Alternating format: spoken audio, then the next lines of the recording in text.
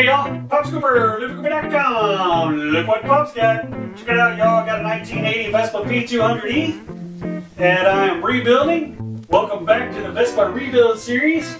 In this series, I'm rebuilding this Vespa that I inherited. So far, I've taken it from a bare frame to where it is now. And this is episode 15, Episodio Quindici. If you haven't seen the other episodes, check those out. But in this episode, we're going to install the engine. Along with installing the engine, we're going to put in the air bellows, the fuel line going to the carburetor, the throttle, and choke control cables we're going to connect inside the carburetor. So this is Episodio Quindici. I know in the last episode, if you watched the last episode, I said that in this episode, I was going to do the front fork, but I did not get to that. So instead, I've got the engine installed. So come on in here. Let's get started hanging this engine.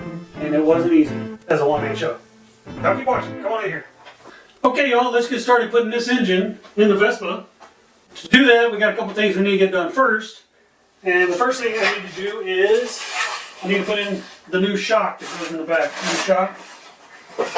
And this shock goes inside, and it goes in here like basically like so. And then the engine, of course, mounts, the back of the engine mounts on here. Now put this shock in, you see it's got this little rubber pad right here, I don't know, absorber, shock absorber, on the shock absorber I guess, I don't know what that's called. This little block, vibration block I guess maybe is what that is. So there's one already on here and we're going to have to take that thing off. So let's take the old one off and then we'll put the new one on. Now to take the old vibration dampener off, there is a nut that is inside the housing here and it is about right here. And I believe it's a 13 millimeter. You can check that out. Let's see. Yeah, it's a 13 millimeter. And I don't know if you guys can see. Let me see if I can get you a shot in here and show you what I'm talking about. All right, y'all, here we go. This is looking inside the fuel tank well underneath the seat of the Vespa. And you can see right up there is that nut, and it's a 13.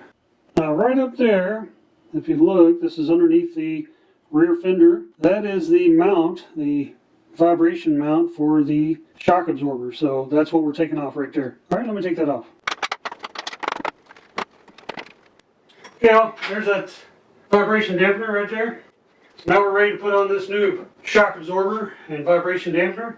And this thing will twist when it's up in there. So if you get it in, you know, crooked or whatever, it's gonna twist for you. It's not gonna be that big a deal. I'm gonna go ahead and take, just because it's easier to handle, if I take off this vibration dampener like that, and then we'll stick it in there and just make life a lot easier to handle versus trying to hold up the shock absorber. Okay, y'all, there you go. That's the new vibration mount installed. Now we're going to install the shock absorber. Okay, y'all, we got the rear suspension in, rear shock in, and now we're fixing to put the engine in. Now the guys over at Vespa Motorsport, you know I'm always referring back to those guys. Their videos, you have to check those out, they got good videos. Their engine is pretty stripped down. They didn't have the carburetor air box on there. They said it's easier to put in with that taken off. They also didn't have their coil for their spark, and this little wiring right here wasn't on theirs. And they also didn't have the shift selector box on theirs. But since this engine was rebuilt, and I don't know if it was tested with that stuff on there or not, I'm going to go ahead and try to stick mine in with that stuff already assembled. We'll see how well it works out. They said it's, you know, it can be done. They just said it's a little tougher to install it, especially with your air cleaner housing and carburetor housing on. But we're going to go ahead and try to do that. And also something else I'm going to do before I try to stick this on is I'm going to put this shroud on. This shroud goes over the cylinder head. This is basically airflow. This turns as the engine turns, forces air through here and around the cylinder head to cool the cylinder. So I'm going to go ahead and stick this on as well, and then we'll go ahead and put the engine in, hopefully. That's the plan. Okay, to put this shroud on, the bolt is an M8 with a pitch of 1.25 and it's about 22 millimeters long with a lock washer or split washer, whatever you want to call it. So we'll pop off this spark plug cable, and the shroud is right here. This hole right here is how you attach the shroud, and this cylinder head, I guess, bolt nut is right here. That is where this is going to line up. So we'll go ahead and stick it on. Like so, just like that. Snaps right in there, and then we'll take our M8 by 22 millimeters, get that lined up. Okay, so now that shroud is on there, we'll put our spark plug wire back on. I'm not sure if that spark plug wire is supposed to be routed on this side or the other, or if it matters. I'm not sure at this point. We'll get that lined up once we get everything together. Maybe it goes in like this. That little spot right there is for hooking your wire harness to kind of hold your wires in. And then once we get this in, we'll put our air intake on here. Goes into the seat. Our fuel line goes in underneath there. And I think the choke wire goes in here, I think. But I'm not 100% sure yet, but we will when we get there. Now, you can't see very well from your angle, but there is a bolt hole that goes right here, or a bolt goes right here.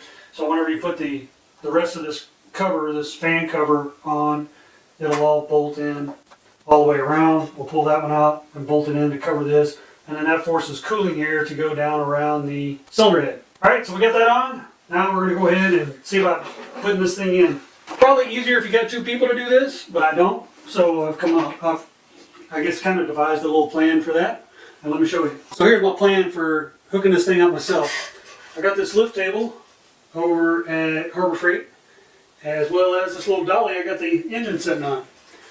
So I got the Vespa body ratcheted down up there, because once I put this engine on, it's going to put the weight on the back, and I don't want it flying off of this thing. So I got that hooked up, so it's ratcheted down up there, and I'm going to lower the lift table down, and hopefully this is going to line up. We'll see. And then I got this engine lifted up on this dolly, so that I'll be able to lift up. Once I lower the table, I'll be able to lift this up and get my bolt aligned here for the engine unit pivot bolt. I'll get it lined up to go through there. So once I get the front put in, I'll be able to lift up the back if I need to, whatever I need to do, and get the rear suspension lower mounting unit tied to the engine, and then basically the engine will be attached, and we'll torque those down. All right, so let's come in here and see if we can get it done.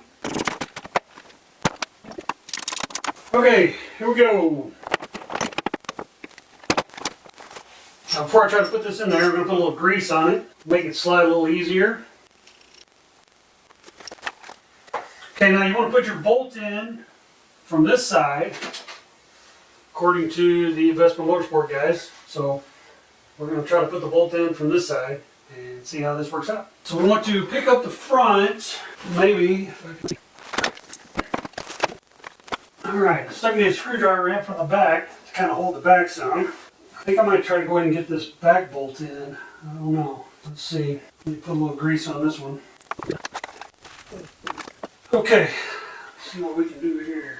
Okay, y'all, I got my little hydraulic jack here to kind of help me pick this up in the back. I'm going to hold it. Well, that didn't work the way I wanted to. Let's try it this way. If I can get it hooked up on this back, then maybe I can swing it in on the front side. Let's see what happens.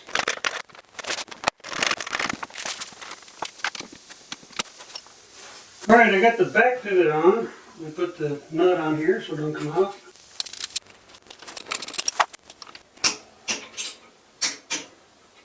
Okay, we got the back rear suspension mounting on and torqued. I torqued it to the specification, well, kind of halfway between the specifications and the book. They give you a range in the book, and I just went basically in the middle, and I only have an inch-pound torque wrench, so I converted it over to inch-pounds, and I did 156 inch-pounds torque on the rear mounting bracket. Alright, now let's see if we can get this thing kind of swung into place and get the front pin in, the engine mounting bolt in. Well, let's see. This is going to be a challenge.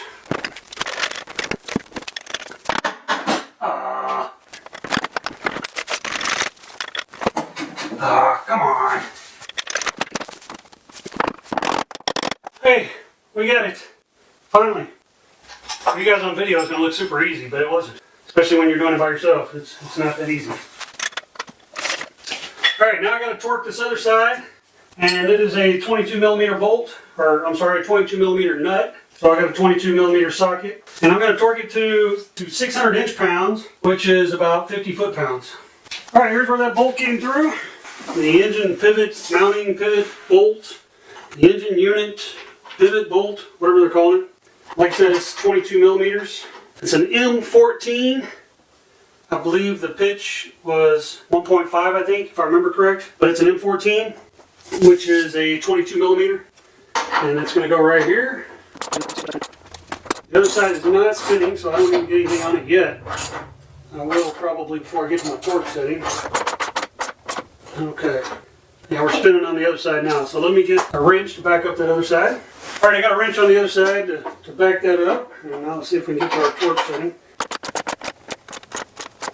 Well, I never felt it click. We are about as tight as we can get. And it's got a lock washer on it, so. Yeah, that's all I'm doing. I'm not going any tighter than that, that's for sure. Alright y'all, there we go. The engine is mounted. Alright, so putting that engine in took a little bit longer than anticipated, doing it myself. Had a few bumps along the way, as you saw. That's okay. A few more things I'm going to do before I wrap this episode up. I'm going to hook up the throttle, the choke, and I got some fuel line to run. We're going to run the fuel line from the carburetor into the the void underneath where the fuel tank sits, and then we'll hook up the little bellows that connects the air intake on the carburetor. We're going to hook those things up, and then we're going to wrap this episode up.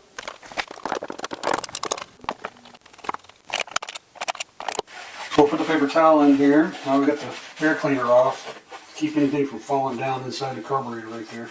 Alright, so the fuel line comes in through this little grommet right here and connects here. The choke connects onto this little clip right here. So the throttle cable connects right down here. We'll probably take this off and put the new gasket on there. The oil line comes in here, but we're not going to hook that up yet until we get oil tank and the fuel tank put in. So the fuel line will go through here. We have another rubber grommet that looks like this. That will go down in that hole down there for the fuel line to go into the cavity beneath the fuel tank. So let's do that now. So put this grommet on.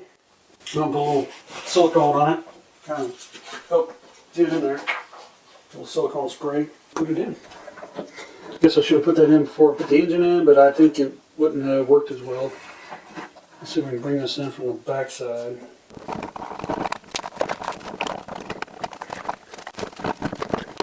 Alright, now we got the grommet in, so let's see if we can feed the fuel line down through there. That would work better if we pull this piece off here that the fuel line connects to. 5/16 or 7.9 millimeter, and I think it's actually supposed to be 7 millimeter, but this fits. It's not real loose. We'll see. Hopefully it won't leak, but my local parts house did not have 7 millimeter fuel line. Okay.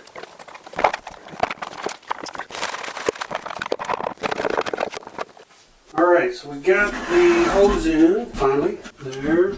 Let me show you where it comes in. Side, here it is, coming inside, right down there. Alright, now we got to put our little spring clip on our fuel line. There we go. Next we'll put our little, fuel line connector. I don't know what that is really called, but put that in. And we'll bring our spring clip back up. Push our fuel line back down here. Get this lined up.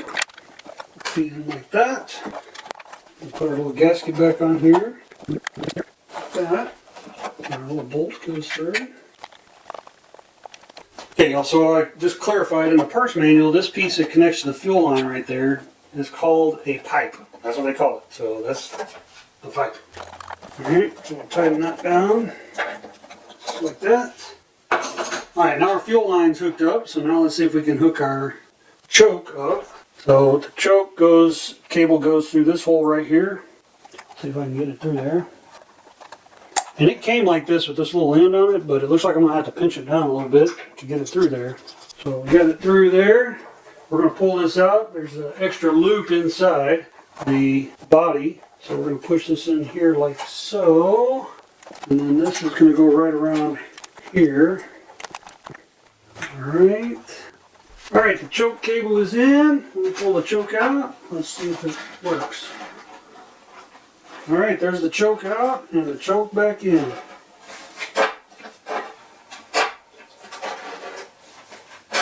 Just like that. Choke cable is on. Now we're going to see if we can hook up the throttle cable. Alright, to connect the throttle, first thing we got to do is put in our little adjustment screw. It's like a cable tension adjustment screw. And it goes right here. Threads right in there. And it's got the nut on it too. That's like a little locking nut. Okay, and then we're going to slip our throttle cable in, just like that. Alright, let's see if we can get this in here. There we go, just like that. And we'll make all the necessary adjustments, obviously, once we get this thing all the way together. Alright, let me put the cover, air cleaner, and cover back on.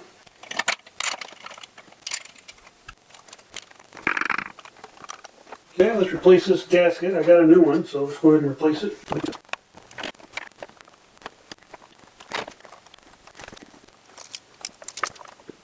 Alright, first new gasket. I'm going to put the air cleaner lid on.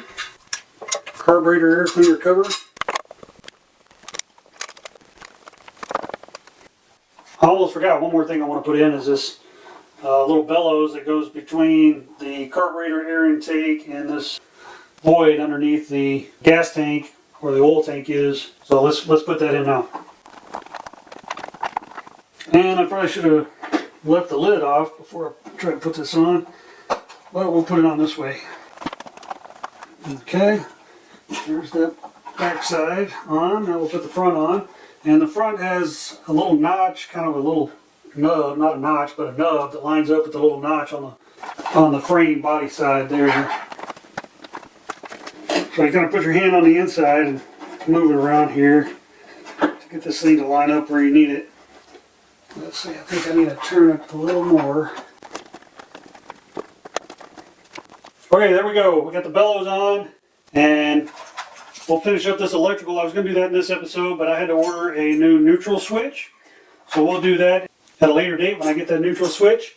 And I think that's all we're going to do in this episode, so y'all keep watching and we're going to wrap it up. Okay, y'all, there you go. Episodio Quindici in the books. And in this episode, we installed the engine. We attached the choke switch to the carburetor, as well as we attached the throttle cable to the carburetor. We installed the fuel line and ran it into the void here where the fuel tank goes. We installed this air intake bellows for the air cleaner carburetor housing. That is the engine install, and that's pretty much it for the engine. Left to do on the engine is attach the wiring harness as well as the neutral switch, but I had to get a new neutral switch, so that'll all be done in a future episode, along with our shift cables, our clutch cable, and our rear brake cable. We'll install all that in a future episode, but hopefully in episode Quindici, episode 16, I plan on working on the front end, the steering column, and the front wheel assembly, and we'll see how far we get. But that is episode 16, episode Quindici, that's the plan. That was the plan for episode 15, but it didn't happen. I got the engine done instead. So keep an eye out for that episode. Appreciate you guys watching.